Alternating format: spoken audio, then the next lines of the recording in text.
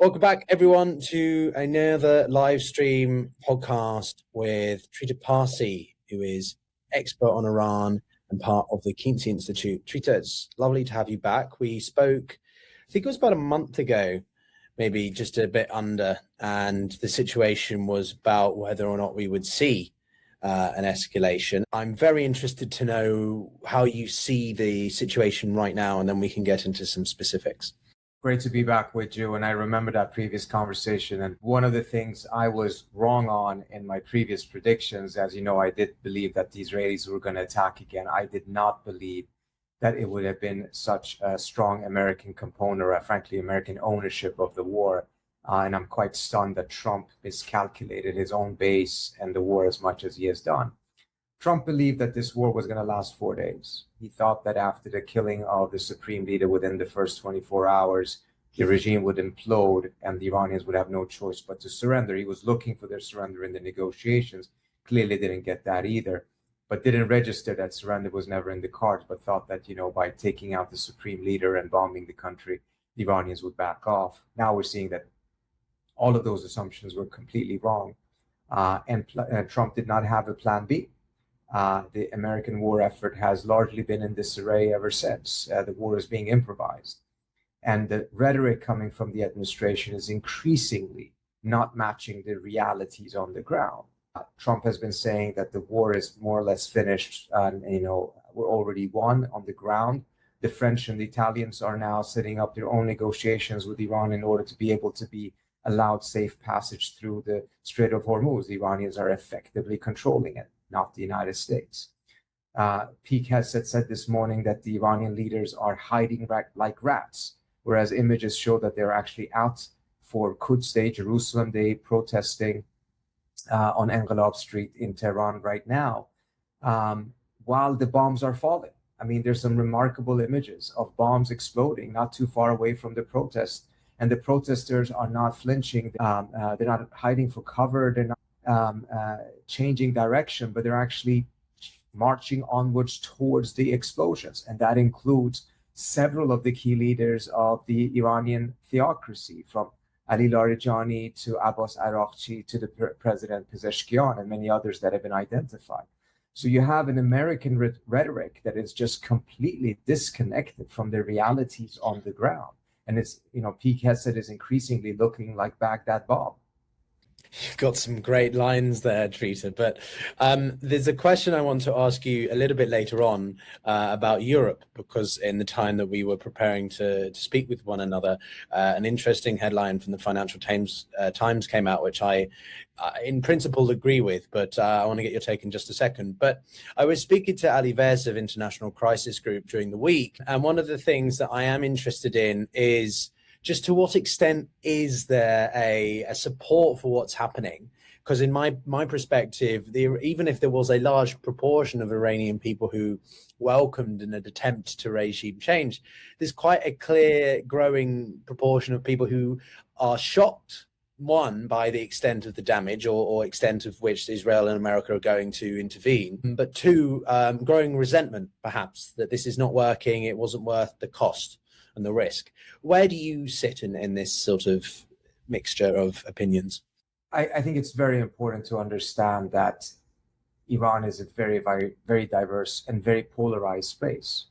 So you do have people who believed that perhaps this war would be good for them, that this would get rid of the regime.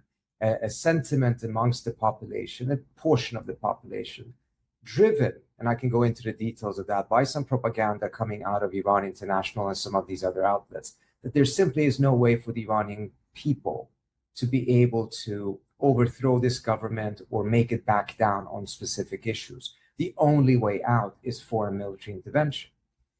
That line, nevertheless, would never have been able to even get a minority of Iranians to agree to it, had it not been for the repression by the theocracy. That has become worse. The political space in Iran has shrunk and left people with the impression that perhaps Iran International is right in saying that there's only a military intervention that can work. But now when the military intervention has started, now when they see that Trump is talking about Iran as a nation being a terrorist nation, talking about how the map of Iran is going to change after this war, meaning this is not a war on the theocracy, but this is a war on Iran's territorial integrity. Seeing that the Israelis are striking desalination plants, power grids, refineries in Tehran, and making sure that people in Tehran cannot even breathe because of the smoke.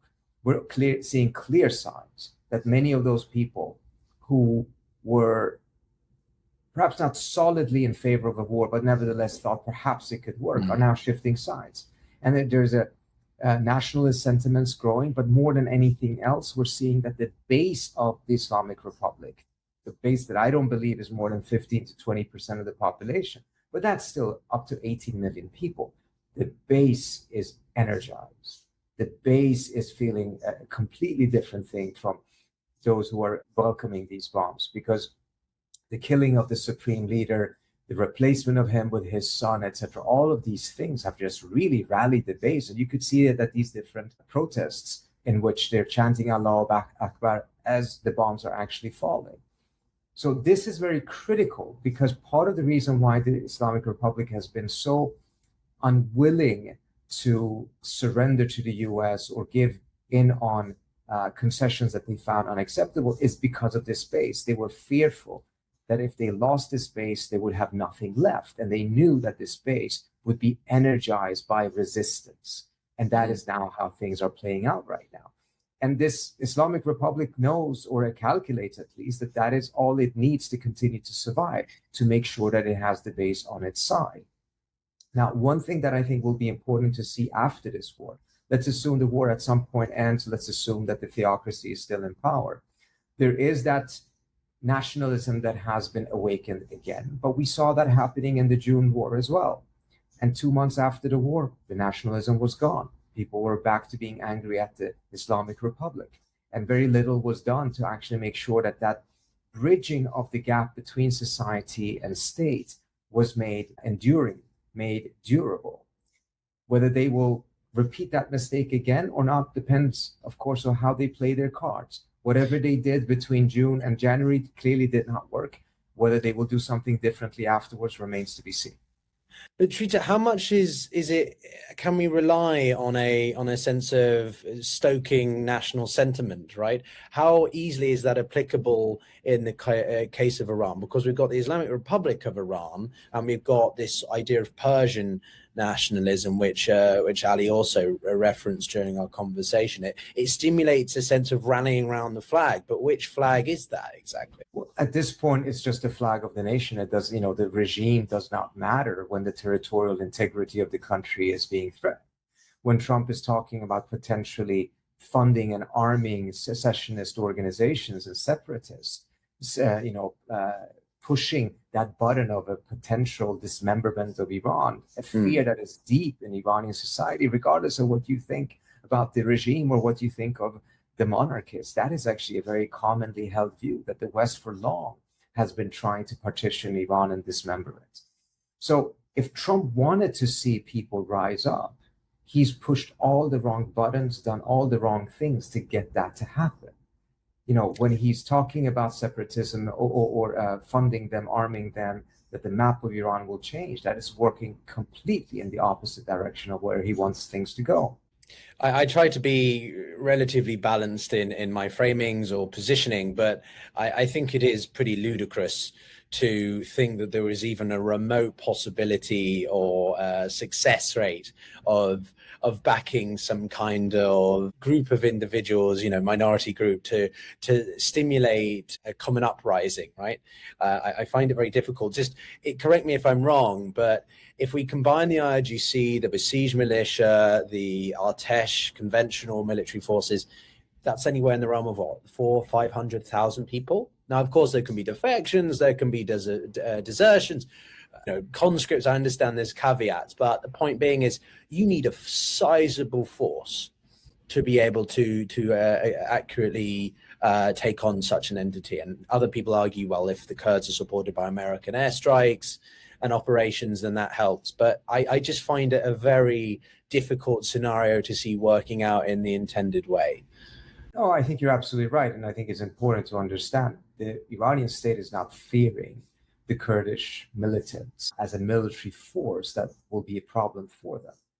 What they're fearing is if it is combined with massive sabotage efforts throughout the country, it's done on several different places at the same time with the Kurds, with the Baluchis, with some of the Azeris, perhaps some Arabs in the south, and that it is accompanied with air coverage, that this will be a challenge to them. I don't think that they think necessarily of it as existential. No. The whole war is seen as existential, but that particular element is not. But more than anything else, it's also working in the opposite direction. It is that making people understand, okay, so you're supporting a war you think is only going to bring down the regime, but in reality, it is actually going to partition the country, lead to a civil war. There is nothing left to govern after this is over if it goes in this direction. So I think it has actually really been counterproductive from the US standpoint to even talk about these things. Trump is currently no longer talking about it. They've signaled that they're not looking at that. I don't know if that's true or not, if that is some deliberate messaging here. I know that some of the Kurdish leaders are still in Washington, meeting with senators, trying to push for air cover at a minimum, saying they don't need armament or funding, they just need air cover. And I also know that the administration at this point is improvising this war because it's in disarray. And as a result, things that are very unlikely to succeed, perhaps ludicrous, as you said, may very well nevertheless be considered. In fact, I know that some of them are being considered, that the options that are being considered are pretty ludicrous. Yeah, I mean, choice of words. But what about this idea of trying to destabilize the system as a whole, right? From my understanding, Mujtaba has been injured. People are arguing he's in a coma. There seems to be a lot of speculation. And aside from all of that, it wouldn't make much sense to telegraph the idea of wanting to form a ground incursion, right? That's kind of something you'd want to keep under the surface, not to telegraph that we plan to maybe support the Kurds. So when the Islamic Republic or the IRGC specifically is looking at the messaging and actions of the Americans versus the Israelis, what do you think they are thinking? I think there are some clear differences between the US's objectives and what the Israelis are doing. There's also a division of labor. The Israelis are not following the same rules when it comes to what to do and what not to do, the level of collateral damage, etc., that is permissible. They have essentially no rules at this point. I think it is the Israelis that are behind deliberate attacks on civilian infrastructure, such as the refineries, etc., whereas the United States has primarily sought to target military installations, but of course also misfired. I mean, the school bombing is one of those examples, and it happened in the very early stages of this war. But I think more than anything else, this war was never in the interest of the United States in the first place. And as the war continues and as it is going off the rails, the more clearly are we seeing the differentiation between Israeli and American interests. The American side needs some sort of a political win at the end of this in order to be able to truly say that this worked. From the Israeli standpoint, it does not matter if the supreme leader's name is Mojtaba, Ali, or Hassan. They don't care about this. What they care about is to degrade as much as possible of Iran's military, economic, and political capabilities. If they can get a failed state, fantastic. If they can't, at least make sure that it doesn't have the ability to challenge Israel's designs for domination in the region. And I don't think they've achieved that, but I think it is fair to say that in many ways, Iran has been set back 10 to 15 years. It may still have an ability to deter Israel going forward, but nevertheless, it has been set back in a very dramatic way. And at the end of the day, that is very, very satisfactory to the Israelis. Now, are they achieving all of their other objectives? Not yet. But if this were to end now, the Israelis wouldn't be happy about it because they would like to go further. But they would also be able to point to the fact that Iran has been set back for some time. And that is an achievement from their standpoint. The aftermath, instability in Iran, all of these things, they don't care about that. They haven't cared about that in Lebanon, in Syria, or in any other place that have been bombing. But it will be a problem for Trump politically. It will be a problem for the United States because the United States has once again destabilized the Middle East. And many of its allies in the region are paying the cost for that destabilization. This will be particularly the case if you do have separatist movements that actually make headway, and you have Kurdish groups that are on the verge of declaring their own state, etc. This will be a huge problem for the Iraqis and for the Turks. And they will know very well that the country that caused this was the United States. In military analysis, I think it's called the decapitation strategy, right? Decapitate the regime with the hope that the rest of the levels or tiers underneath it fall by the wayside, collapse. But the system seems to be completely fine. And if anything, the Iranians are doubling down in this protracted conflict approach, right? To make it a long war, to make it a costly war, not necessarily in absolute terms, but 6 US personnel have died, and we know how the American public reacts to this versus the sort of lives lost. It's incomparable to the thousands now are losing in Iran. But how much could the Iranians put pressure on the Americans in the right places? Is it the Strait of Hormuz? Is it the Gulf states? What is their primary strategy? The primary strategy is the Strait of Hormuz and the Gulf states and on US bases in the region. They're looking for the most accessible threshold of pain. That is not the Israelis. They know very well that the Israelis will take a lot of hits as long as the US is in the war, at least. So their efforts with the Israelis is actually very different this time around compared to last time. They know that the Gulf states have a much more accessible threshold of pain. They know that the global economy has a much more accessible threshold because of the Strait of Hormuz, and also, of course, US bases, although it's been difficult for them to be able to cause American casualties to this level that I think they wanted, because the bases were emptied. The US ships are too far away from Iran to reach. So they've gone after residential buildings or hotels, mostly in Kuwait and Bahrain, where the American troops have been housed as they have been evacuated from the bases. But nevertheless, they know very well that the global economy is very sensitive. India has only 25 days of oil reserves. Japan has the longest one, I think somewhere between 3 and 6 months. And the impact on Asia has been instantaneous. I mean, you have in India 4-day work weeks now put in place because there's not enough fuel. The same thing in Bangladesh, schools have been closed, Philippines, etc., because they have immediately been impacted by the chokehold on the Strait of Hormuz. And the calculation is that this eventually will lead to global inflation, that will lead to American inflation, that will lead to higher grocery prices and gas prices in the US, that will turn the base of Trump not only against this war, but actively against this war. That the pressure is actually put on Trump, not just them saying in a poll that they're against it, they will do something about it. Trump understands this as well. And his gambit is to try to throw everything he can at Iran for another week or two, probably, in the hope that he can turn this around into some sort of a victory before his own base turns actively against this war. Yeah, I think economists, I made a video on this myself, actually, just a couple of days ago, the butterfly effect, right? The compounding of how it impacts sustained inflationary pressure, let alone oil prices. It's not so much the heightened oil prices. I think it's the volatility. Day to day, it will be different. It makes it even worse for market certainty. But you mentioned about Turkey and the spillover effect that this can have. Is there a sense from you that the Gulf states could be pulled in an offensive posture? Could Europe be pulled in an offensive posture? Or that's precisely what Iran doesn't want to happen? I don't see the Gulf states going into an offensive posture until perhaps the Iranians are actually losing the war. I could see a scenario in which the Saudis, for instance, in that moment, when it's much, much safer, would enter in the war, wanting to essentially assert a little bit of their own dignity because of the fact that they've taken hits. I don't know what difference that would make. So I don't see them coming in a way that would be decisive in either scenario. The scenario that I'm laying out is one in which the Iranians are already on the verge of losing. There's something that has been shot last night at the bases in Turkey. The Iranians are once again denying it. They're saying that there might be actually false flags shot from the Israelis. I don't know if that is true. I guess the satellite images would be able to make that very clear if that's the case or not. I think it would be very dangerous for the Iranians to do too much against the Turks. The Turks entering into this is very different than any of the GCC states doing so. Turkey is a real military power.